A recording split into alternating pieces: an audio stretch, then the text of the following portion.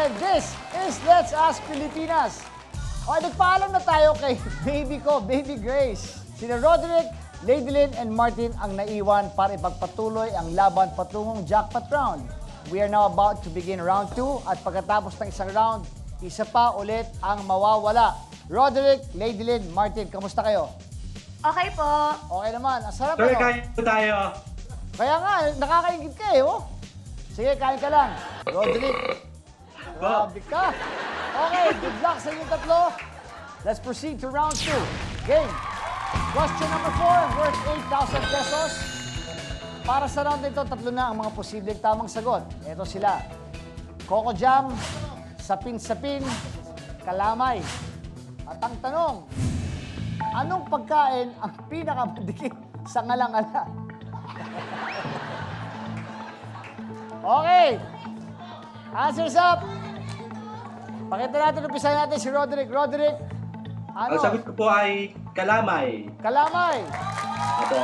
Since taga-Cainta Rizal po ako at specialty po ng Cainta ang mga delicacies, masasabi ko pong kalamay ang pinakamadikit sa ngalang-ala. Ayun. Okay. Yun ang sagot ni Roderick. Tignan natin ang sagot ni Ladylyn. Ladylyn, what's your answer? Kalamay din. Kalamay din. Bakit kalamay? Kasi po, di ba, ang kalamay is made of glutinous rice. So, kapag nag-grind na to at nagawang hinaluan ng mixture ng sugar, so malagkit na po yung texture niya. I like the way you explain this stuff, you know? Opo, food tech po ako. Ang ganda ng pag-explain niya. Mix na sugar, kaya ganyan, nag-sticky na siya. Okay. Martin, ano? Ang sagot po namin ay kalamay. Kalamay din. Jack, ikaw ba'y nag-enjoy, Jack? Sobra! Kaya dito, grabe! Woo! Okay, tingnan natin ang sagot. Ng Pilipinas, silang tatlo kalamay. Let's ask Pilipinas. Sapin-sapin, 45%. Ang sumagot ng kalamay is 37%. Ladylyn, Po, ano ang paggawa ng sapin-sapin? ganun din po, glutinous rice din. Kaso, iba-ibang kulay lang yung ginagawa. Di ba, color siya. Kaya po, nag-iiba-iba ang kulay. May orange, violet, and white. Wow, galing talaga. Okay, Ladylyn, good luck sa'yo. Walang tumama sa inyo. So, ang lamang pa rin si Roderick with 12,000. Kasama si Martin at 12,000 din. Ladylyn, buha pangalawa ko 6,000. We have 2 more questions for this round. Good luck. Ito na ang question number 5, worth 10,000 pesos. Ang mga posibleng tamang sagot, babae at lalaki, parehong babae, parehong lalaki. At ang tanong, sabi ng nakakarami, kung magkakaanak ng kambal, gusto nila ay ano?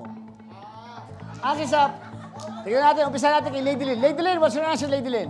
Babae at lalaki. Babae at lalaki. Okay. What's your answer, Martin? Dadait lalaki. Babae at lalaki. Good luck. Tingnan natin sa ni Roderick. Roderick, what's your answer, Roderick? Babae at lalaki para kompleto at agad. Yan, babae at lalaki. Okay, tignan na natin na ngayon ang sagot ng Pilipinas. Let's ask Pilipinas. Babae at lalaki, 50%. So meron ng 20,000 si Roderick. 20,000 si Martin. Ladylyn, meron ka ng 16,000. Umahabol ka. Apa? Okay, ito na. Question number 6, worth 15,000 pesos. Ang mga posibleng tamang sagot, volleyball, baseball, tennis ball. At ang tanong, anong klaseng bola ang paboritong laruin ng mga binata? Ano sagot mo, Martin? Baseball. Baseball! Okay, Jack, good luck sa inyo, ha? Tingnan natin ang sagot ni Roderick. Roderick, what's your answer? Volleyball. Volleyball. Okay. Good luck. Ladylyn. Po, Nakataon mo na to. Anong sagot mo? ang sagot ko po ay volleyball. Volleyball. Ang sagot ng Pilipinas. Tignan natin. Let's ask Pilipinas. Baseball, 47%. So, ang papasok sa ating third round ay si Martin and Roderick. Ladylyn. Sayang. Anyway, you tried, no? Yes Yes po. Thank you for joining Let's Ask Pilipinas. At kamusta mo sa lahat ng kasama mo dito sa bahay? Sino ba man nandyan? Sino kasama mo? Yung mother ko po ay naka-green. Then ito po Hello. yung boyfriend ko. Hello, mami. Kamusta po? Tsaka yung boyfriend mo. Tsaka lahat sa inyo dyan. Sa Batangas. Apo. Happy New Year. Thank you. Okay? Maraming salamat. Thank you. God bless you. Mwah. Okay. Ang natitira ngayon si Martin and Roderick. Tignan natin. After this round, isa sa inyo ang di na natin makikita. Ito na ang round 3. And here's the first question of the round. Question number 7 worth 20,000 pesos.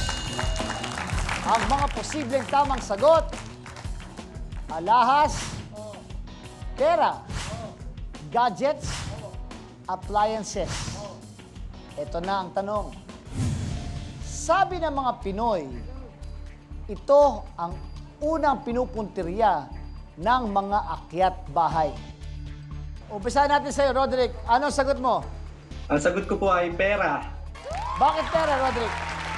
Kasi kung ako po yung magiging akyat bahay, hindi ko po kagad mabubuhat yung appliances. Mahihirapan po ako maghanap ng mga alahas. Yung usually po yung pera, andun lang usually sa ibabaw ng mga tukador yun. Kaya madali po manakap. Agad na paliwanag. Good luck! Tingnan natin ang sagot ni Martin. Martin, what's your answer? Alahas. Bakit mga alahas sa sinagot mo, Martin? Kasi po kadalasan po sa mga pelikula, ang mga kinukuha po o ang ninanakaw ng mga akyat bahay ay alahas.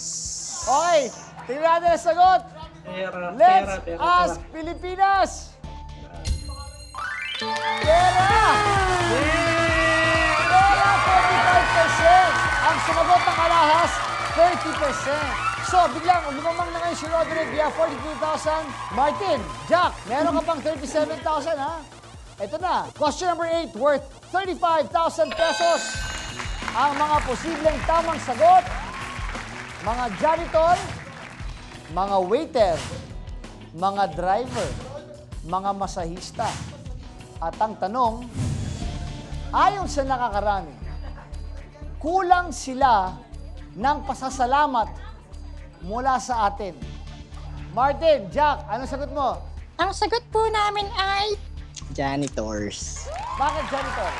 Kadalasan po kasi ang mga janitors po ay nadadaan-daanan lang natin. So, nakakalimutan po natin mag-thank you sa kanila.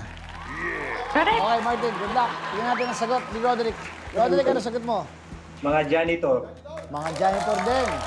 Bakit janitor, Roderick? Para po sa akin kasi yung mga janitor po talaga yung nagme-maintain ng kalinisan, kaayusan ng isang kumpanya o mga paaralan. At kadalasan po hindi natin sila napapasalamatan kahit man lang simpleng thank you, mga ganun po. Pareho sila sinagot, janitor. Lamang si Roderick. May 42,000 siya. Ang sagot ng Pilipinas. Let's ask Pilipinas. Janitor. Driver! 40%! Pero ang sumagot ng janitor is 33%. Malaki rin, ano? Okay. Martin, Jack, maraming salamat. Bye! Thank you, Tita Aga! Happy New Year! Happy New Year, Jack! Happy New Year, Martin! Okay. When we return, malalaman natin kung magkano ang mapapanalunan ni Roderick. We will be back in a few minutes. Next, we will be back in a few minutes, not seconds po. Ito ang Let's Ask Pilipinas!